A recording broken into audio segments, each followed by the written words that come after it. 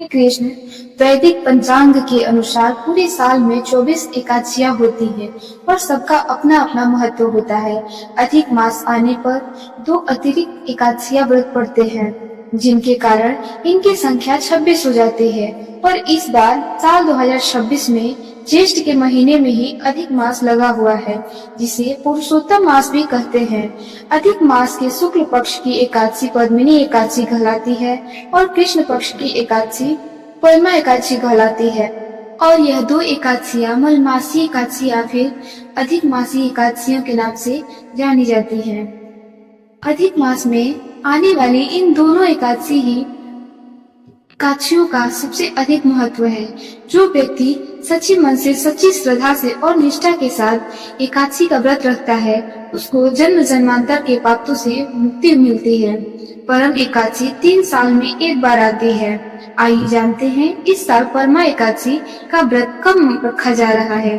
पूजा का शुभ मुहूर्त क्या है, एकादशी और द्वादशी तिथि कब से कब तक रहेगी, व्रत पारण का समय क्या रहेगा, तुलसी जी में जल कब अर्पित करना चाहिए और तुलसी जी के पत्ते कब तोड़ने चाहिए। इस बार एकादशी तिथि 11 जून गुरुवार को 12 बजकर सुबह शुरू हो जाएगी, तो यह बुधवार की देर रात 12 बजे के बाद का समय रहेगा। तब से शुरू हो गुरुवार की रात 10:36 पर तिथि समापन होगा।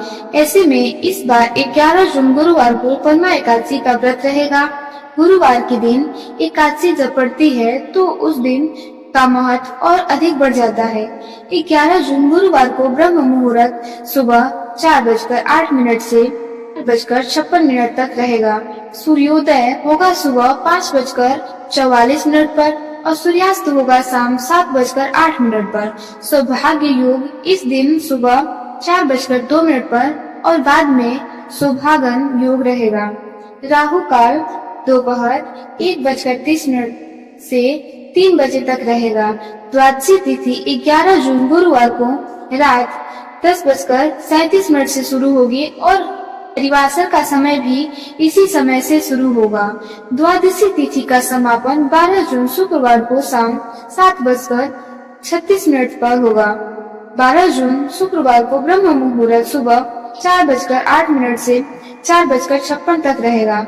सूर्योदय होगा सुबह 5:44 पर। सूर्यास्त होगा समय 7:08 पर।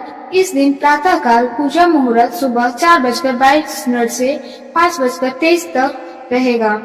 हालांकि आप सूर्योदय होने तक भी सुबह की पूजा कर सकते हैं। इस दिन राहु काल सुबह 10:30 से दोपहर 12 बजे तक रहेगा।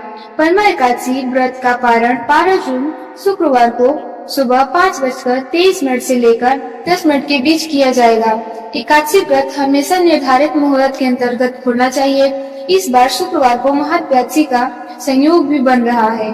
पंचांग के अनुसार 10वीं तिथि इस बार बुधवार को पड़ रही है, तो बुधवार के दिन 10वीं तिथि के नियमों का पालन किया जाना चाहिए। इस दिन भक्तों को सात्विक भोजन करना चाहिए और सूर्यास्त के बाद अन्न ग्रहण नहीं करना चाहिए। वहीं तुलसी जी में जल भी 10वीं तिथि को अर्पित किया जाता है और एकादशी के दिन ना तो तुलसी के पत्ते तोड़े जाते हैं और न तुलसी जी में जल अर्पित किया जाता है। और भगवान के भोग के लिए पत्ते भी बुधवार के दिन ही तोड़कर रख लीजिएगा। इस दिन भगवान विष्णु की पूजा करके संकल्प लेकर व्रत प्रारंभ करके अगले दिन अपनी अर्थ के अनुसार किसी योग्य ब्राह्मण का जरूरतमंदों को दान आदि देने के बाद ही व्रत खोलना चाहिए। यह कि आज की वीडियो अगर आपको जानकारी पसंद आई तो वीडियो को लाइक करना मत भूलिएगा। साथ में चैनल को भी सब्सक्राइब कर लीजिएगा और बेल आइकन को जरूर प्रेस करिएगा ताकि हमारे द्वारा बनाई गई वीडियो आप तक जरूर पहुंच सके। धन्यवाद। राधे राधे।